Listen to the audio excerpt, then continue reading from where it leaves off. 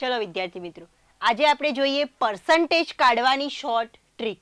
હવે પર્સન્ટેજ કાઢવાની શોર્ટ ટ્રીકમાં જુઓ તમે, સૌથી પહેલા તો 50% હોય, 50% છે તો એ કેટલા થાય? 100 હોય તો આપણે આખું એક થાય, ઓકે. પણ 50% હોય એટલે 1/2 થશે.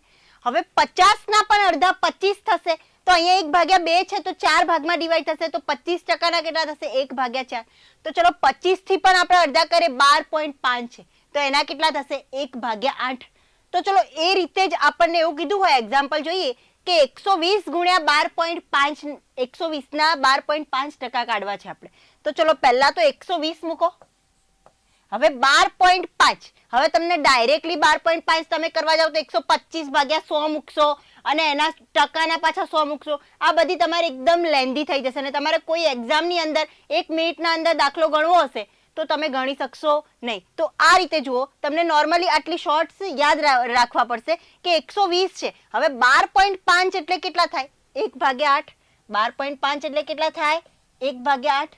તો હવે અહીંયા કેટલા થશે? 15 થશે. તો આપણો આન્સર આવી ગયો કેટલો? 15. એકદમ સિમ્પલ રીતે કે 120 ના 12.5% કેટલા થશે? 15.